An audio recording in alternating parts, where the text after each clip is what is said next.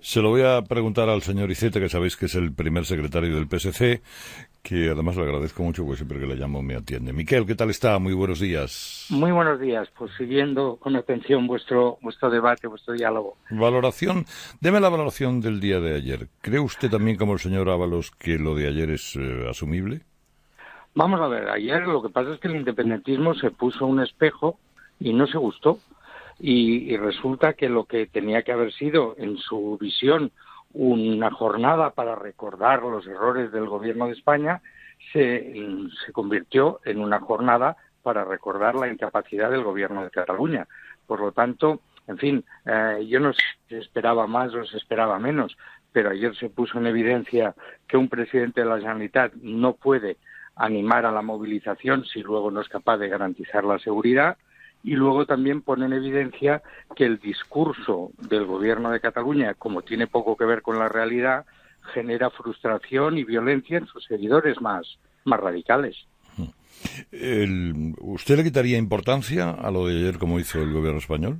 Vamos a ver, todo tiene la importancia que tiene. Ayer se produjo un error político monumental por parte del presidente de la Generalitat, que en vez de ser el primer responsable, se dedicó a ser el primer irresponsable, y luego hubo un fallo del dispositivo de seguridad que finalmente provocó seguramente pues mayores tumultos de los que se esperaba. Pero, de todas maneras, yo quiero decir que, al menos por la información de que dispongo, hoy lo que tenemos son policías heridos, no tenemos manifestantes heridos. Y, por lo tanto, yo creo que ayer se intentó una labor de contención frente a personas o grupos de una gran radicalidad. Y es una radicalidad que el Gobierno de Cataluña ha alimentado por activa o por pasiva. Porque no se puede decir cada día que estás haciendo la República cuando estás gestionando, y mal, una comunidad autónoma. Hoy digamos que comienzan los debates, hoy el Parlamento comienza a debatir la situación general. ¿Qué es lo que le va a decir usted al Gobierno de la Generalidad? Pues, perdóneme, don Carlos, pero le voy a decir lo que le estoy diciendo a usted, que debe elegir, que no puede ser que un presidente de la Generalitat anime a la movilización. Hacéis bien en apretar, que es tanto como decir, hacéis bien en cortar las carreteras y en impedir la circulación del AVE. Le voy a decir que no se puede mantener por más tiempo un discurso que no tiene que ver con la realidad, porque eso genera una frustración muy importante y una desorientación política, que es lo que yo creo que tiene el Gobierno de Cataluña. Y fíjese, lo único bueno que ha hecho el Gobierno de Cataluña es cuando aprovecha la disposición al diálogo del Gobierno de España y alcanza acuerdos concretos. Todo lo demás es un gran desastre. ¿Cree usted que, de alguna manera, la comedia que significa Torra y los suyos es: a mí dejadme que yo soflame, que yo diga todo lo que tenga que decir, y luego no os preocupéis que la legalidad yo no la rompo? Porque no me arriesgo, claro, a que me pase lo que me pase. Es decir, mucho la República se instalarà, mucho tornarem a fer el 1 d'octubre, mucho tal y mucho lo cual, y luego, la verdad, pues todo queda en flors y violas, ¿no? Sí, eso es lo que está haciendo, pero eso es lo que es inaceptable, porque yo creo que el independentismo tiene grandes dificultades a aceptar que la anterior legislatura fue un fracaso enorme, que dividió la sociedad, provocó la intervención de las instituciones, debilitó la economía, nos ha dejado una hipoteca de juicios pendientes tremenda. Y ellos todavía es hora que digan es que nos equivocamos, es que ahora hay que buscar otro camino. Y por lo tanto, si no se parte desde de la asunción de la realidad, de la necesidad de rectificar, o si se quiere más suave, de revisar los planteamientos, pues es imposible que acierten. Entonces yo creo que lo que hay que aprovechar es incidentes como los de ayer para poner de relieve esas carencias, esos errores, y para ayudar a enderezar la situación, que corresponde al Gobierno de Cataluña, que recordemos que lo es porque ganó unas elecciones y porque el Parlamento de Cataluña dio su confianza al presidente Quim Torra. Le quiere saludar Fernando.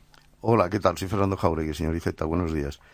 Muy buenos días. Yo el otro día al señor Iceta le pregunté, delante de un centenar y pico de testigos, por cierto, si la prisión preventiva de Junqueras y los demás se estaba prolongando demasiado, y el señor Iceta me respondió con un sí inequívoco. Se está prolongando demasiado. Yo también lo pienso, la verdad. yo quiero ir un paso más allá, si usted me lo permite, señor Iceta.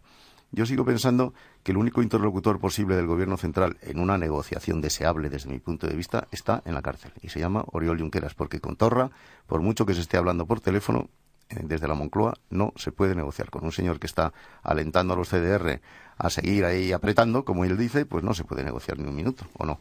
O sea que Junqueras, de alguna manera, tendría que estar en otra posición diferente que tras los barrotes, vamos. Bueno, la verdad es que los mensajes que están emitiendo son mensajes que se ajustan más a la realidad. Algo ha pasado aquí. Le volvemos a llamar. Oyendo la palabra Junqueras, placa. Villarejo, me hinchaba, de pinchar ahí.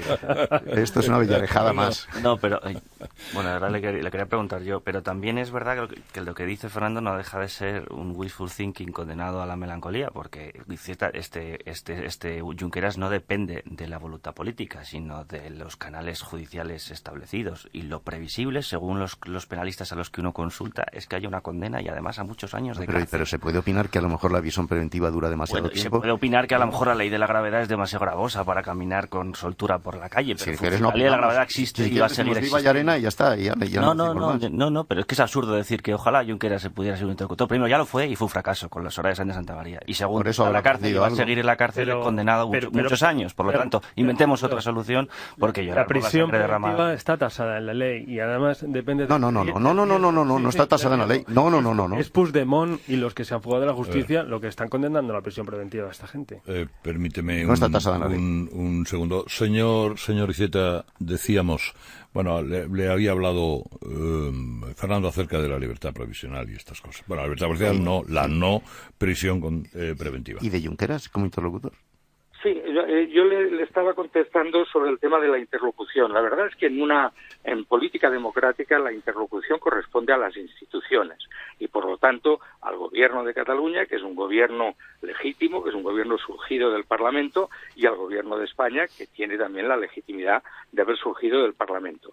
Otra cosa es que, es verdad, apreciamos en los mensajes de Oriol Junqueras una mayor conexión con la realidad y una disposición al diálogo quizá mayor que en otros, pero desde luego a las personas no las podemos sustituir, digamos, caprichosamente. El presidente Quim Torra tiene la legitimidad que le otorgó el Parlamento en su investidura y, por lo tanto, le corresponde a él. Otra cosa es que si en la mayoría independentista de repente se dan cuenta que quizá no sea la persona más adecuada, pero eso le corresponde a los que le dieron su confianza, no a los demás. Por lo tanto, yo creo que puede hablar todo el mundo. Los partidos tienen también un papel muy relevante en ese diálogo político, pero desde luego las instituciones tienen una preeminencia que no nos podemos saltar. A ver, Jorge. Buenos días, señor Iceta. Buenos días. Yo le haría dos preguntas muy rápidas. La primera, si sigue usted pensando que el indulto, habida cuenta de que la condena es bastante verosímil en términos penales, es una buena solución, y no cree que eso acicatearía más a los futuros independentistas a ensayar otra vía unilateral sabiendo que sale gratis al final, ¿no? Y la segunda le quería preguntar sobre Manuel Valls y si el PSC debería apoyar esa candidatura en Barcelona para arrebatar la alcaldía al populismo y al independentismo. Vamos a ver, en la primera, lo he dicho ya muchas veces, ante un juicio inminente lo que hay que dejar es que la justicia actúe. Y por lo tanto los políticos, a pesar de que se nos pregunte mucho, debemos resistirnos, y no lo hacemos quizá lo suficiente, en opinar sobre cuestiones que deben decidir los jueces.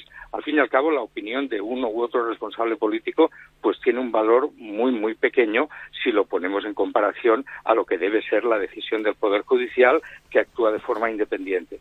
En lo que se refiere a la candidatura de Manuel Valls, bueno, es la candidatura de Ciudadanos y, por lo tanto, los socialistas presentamos la nuestra, esperamos tener buen resultado y, en función de lo que digan los electores, contribuir después a que haya un gobierno de la ciudad que sea lo más estable, sólido posible, lo más progresista posible y, desde luego, que aleje a Barcelona como ciudad del debate sobre la independencia, que se ha demostrado que perjudica a los barceloneses y a las expectativas de la ciudad. ¿Pactarían con Valls, entonces? Depende de los resultados que se den en las elecciones. Yo lo que aspiro es a tener la alcaldía y a que que quieran y puedan, me apoyen. La verdad es que esta especie de sorteo, cuando falta más de 6 meses para las elecciones, me parece un poco prematuro. Nosotros lo que queremos es sacar el mejor resultado posible y luego contribuir desde ese resultado al mejor gobierno de Barcelona. Le quiere saludar Jorge Vilches en el minuto final. Muy buenos días, señor Iceta. Cuando ustedes hablan de dialogar, sentarse a pactar con los independentistas, a mí me gustaría saber, porque también a mí me lo pregunta la gente por ahí, ¿hasta dónde son ustedes capaces de llegar? Es decir, ¿son ustedes capaces de proponer una reforma de la Constitución que en cierto modo satisfaga a los independentistas? ¿Pretenden ustedes volver a aquel estatuto que tiró en parte el Tribunal Constitucional o alguna especie de referéndum que deshaga este nudo? Nosotros siempre hemos hablado, y no puede ser de otra manera, de un diálogo dentro de la ley, y eso quiere decir también de un diálogo que, si quiere cambiar leyes, ha de atenerse a las mayorías y a los procedimientos establecidos.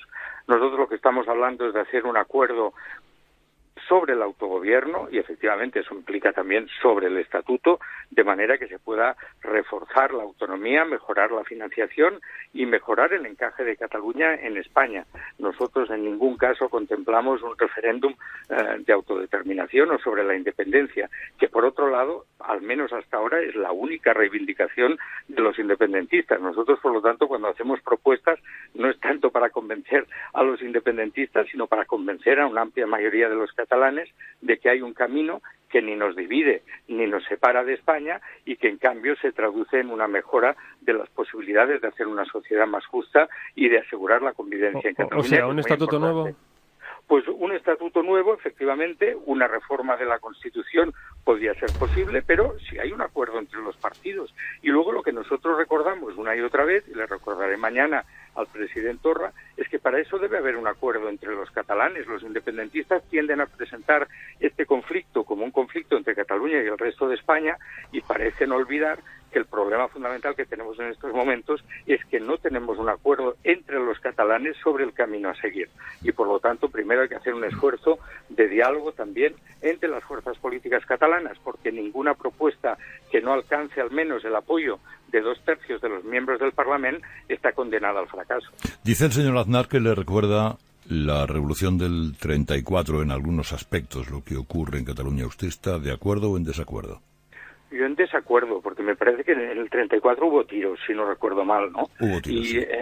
No, yo la verdad, lo que sí que se puede decir es que en algunos momentos, cuando gobernaba el PP, pues se quebrantó la legalidad y efectivamente se celebró un referéndum ilegal y se proclamó unilateralmente la independencia. Eso quizás sí que alguien podría, estirando mucho la comparación, llevarla al 34. Lo que está pasando ahora, no. Señor Iceta, Miquel, gracias por todo. Ha sido muy amable, como siempre. Gracias a vosotros. Un Hasta abrazo. pronto.